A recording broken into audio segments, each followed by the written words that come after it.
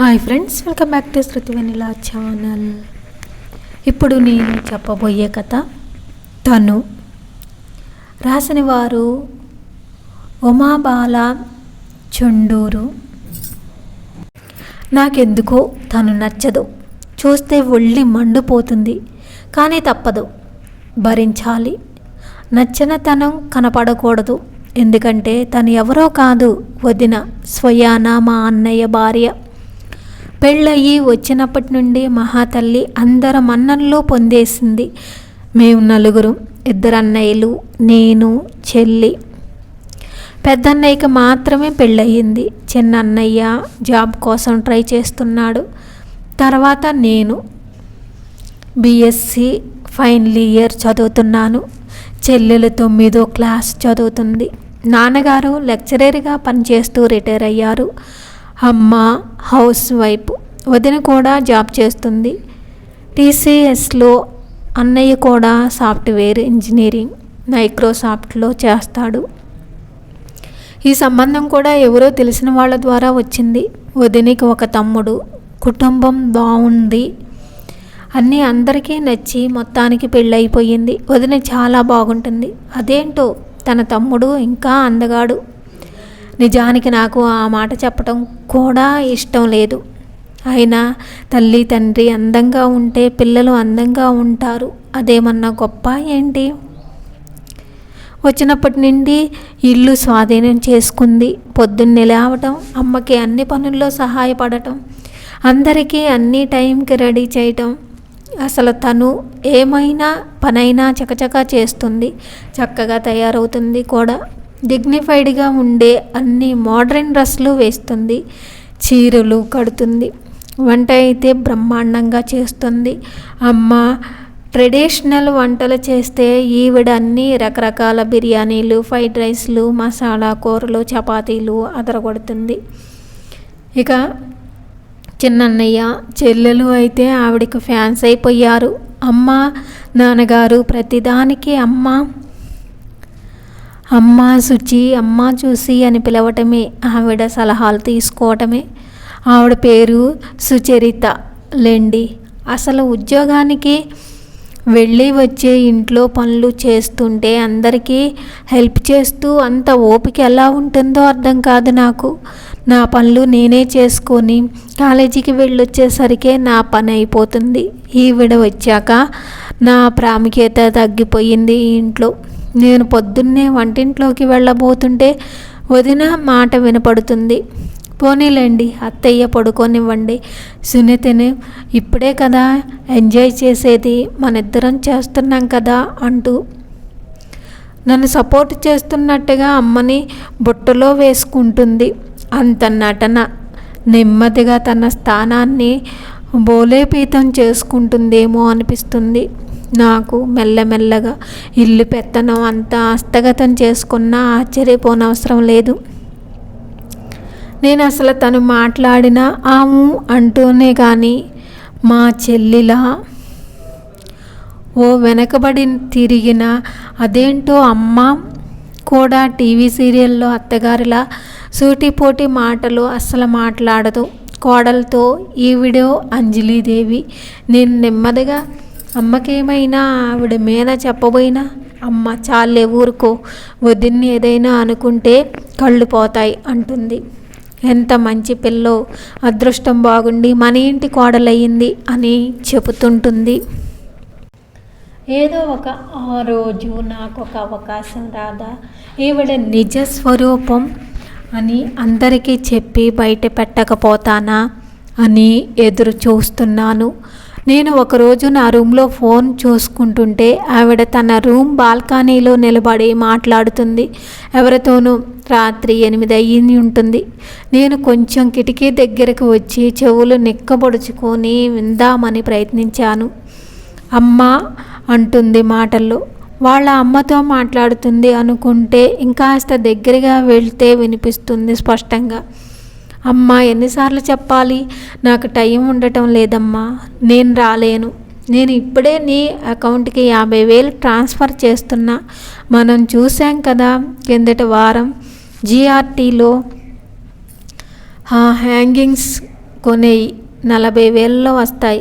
మిగిలిన డబ్బుతో మనం చూసిన డ్రెస్ కూడా కొనేయి. డ్రెస్ సైజు తీసుకెళ్ళడం మర్చిపోకు. రేపు చేసే షాపింగ్ నేనే ఎలాగో నీ దగ్గర నుండి తీసుకుంటాలే. అవును, తమ్ముడికి సంగతి ఏమైంది? నా మాట వినమ్మా. అమ్మాయి చాలా మంచిది, ఈ కాలపు పిల్లలా కాదు. తమ్ముడికి కూడా నచ్చింది కదా. మరోసారి ఆలోచించండి. ఉంటాను, భోజనం టైం అయింది మరి అని ఇంకేదో మాట్లాడుతుంది. అమ్మ, నా కళ్ళు మెరిశాయి. అమ్మ దగ్గరికి పరిగెత్తాను. అమ్మ తన రూమ్లో బట్టల మడత పెడుతుంది. పక్కన కూర్చొని పూసగుచ్చినట్టు మొత్తం చెప్పేశా, కళ్ళు చేతులు తిప్పుతూ. 50,000 పంపిందమ్మా, ఏదో కొనమంటుంది, గోల్డ్ అనుకుంటా అన్నాను. అమ్మ మొహంలో కొంచెం రంగులు మారటం నా దృష్టిని దాటిపోలేదు. అయినా అమ్మ వెంటనే తేరుకొని, ఊరుకో, అలా విన్న వెంటనే మనం ఏదేదో ఊహించుకోకూడదు. ఒకవేళ అలా అనుకున్నా కూడా తప్పులేదులే. సంపాదించుకుంటుంది కదా, ఇంకెవరికీ చెప్పకు. పద భోజనానికి అంది. చెప్పొద్దు. అమ్మ మనసులో విషబిందువు వేశాననే ఆనందం నన్ను నిలవనీయలేదు. 2 రోజులు హుషారుగా గడిచిపోయాయి నాకైతే. ఆ రోజు రాత్రి 9:30కి చెల్లి వచ్చి పిలిచింది. నేను చదువుకుంటుంటే, అక్క అమ్మ పిలుస్తుంది అంటూ. నేను వస్తున్నా అంటూ చెల్లి వెంట వెళ్ళేసరికి డ్రాయింగ్ రూమ్లో అమ్మ, నాన్న, అన్నయ్య, తను ఉన్నారు. ఏంటి ఈ మీటింగ్ అబ్బా అనుకుంటూ ఉండగా వదిన నాతో అంటుంది, నేను రేపు తొందరగా ఆఫీస్కి వెళ్ళాలి, అప్పటికి నువ్వు లేవవు కదా, అందుకని పిలిచాను అని. ఈవిడ తొందరగా వెళ్ళటానికి నేను లేవకపోవటానికి సంబంధం ఏంటో అని మనసులో విసుక్కొని ముఖానికి చిరునవ్వు పులుముకుంటూ సోఫాలో కూర్చున్నా. ఉన్నట్టుండి వదిన తను సోఫా పక్క నుండి ఒక బ్యాగ్ తీసి అందులో నుండి ఇంకో చిన్న డబ్బా తీసి ఓపెన్ చేసి నా చేతికిస్తూ, ఇది నీకే, నాకు ఈ హ్యాంగింగ్స్ చాలా నచ్చాయి, నీకు బాగుంటాయని కొన్నాను అంది. నేను తెల్లబోయి నాకెందుకో అన్నాను అసంకల్పితంగా. రేపు నీ పుట్టినరోజు కదా, నీకు కొనాలనిపించింది అని చెప్పి అత్తయ్య ఎలా ఉన్నాయి అని అమ్మని అడిగింది. చాలా బాగున్నాయి దిట్టంగా అంది అమ్మ. నేను అమ్మ వైపు చూడలేకపోయాను. నేను క్రితం శనివారం చూశాను అత్తయ్య, మువ్వలతో చాలా అందంగా అనిపించాయి, మన సునీతకు బాగుంటాయని, పుట్టినరోజు కూడా వస్తుంది కదా అని నిన్ననే అమ్మకి చెప్పి ఫోటో పంపించి తన చేత కొనిపించాను అని చెప్తుంది. ఇదిగో ఈ డ్రెస్ కూడా నీకే, నీకు తెలియకుండా నీ డ్రెస్ ఒకటి దొంగతనంగా సైజు కొని పెట్టుకెళ్ళాను, నీకు సర్ప్రైజ్ ఇవ్వాలని అంది నవ్వుతూ. నా తల కిందకి వాలిపోయింది. ముఖ్యంగా ఇంకొక విషయం చెప్పాలని మిమ్మల్ని అందరినీ పిలిచాను. మామయ్య, అత్తయ్య, మీ అబ్బాయికి తెలుసు అనుకోండి, కానీ మీరు ముఖ్యం కదా. మా తమ్ముడు విహారీ తెలుసు కదా, మీకు బాంబేలో ONGCలో జాబ్ చేస్తున్నాడు. వాడికి మన సునీత చాలా నచ్చిందట. మా తమ్ముడు చెప్పగానే నాకెంతో సంతోషం వేసింది. మీకెవరికి అభ్యంతరం లేకపోతే పెళ్లి చేసుకుంటాడట. కోర్స్ సునీత అంటే మా ఇంట్లో అందరికీ ఇష్టమే, చాలా నెమ్మది అని. మనం 10 మాటలు మాట్లాడితే తను మాట మాట్లాడుతుందని, ఈ కాలంలో ఇలాంటి అమ్మాయిలు అరుదు అని మా అందరి అభిప్రాయం. ఈ సంవత్సరం తన చదువు అందుకే అయ్యాకే, అది తనకి ఇష్టమైతేనే. ఈ ప్రపోజల్ కావాలంటే తను పెళ్ళి అయ్యాక బాంబేలో పై చదువులు చదువుకోవచ్చు. ఏమంటావు? మీరంతా చెప్పండి అంటూ నా దగ్గరికి వచ్చి నా చెయ్యి పట్టుకుంది.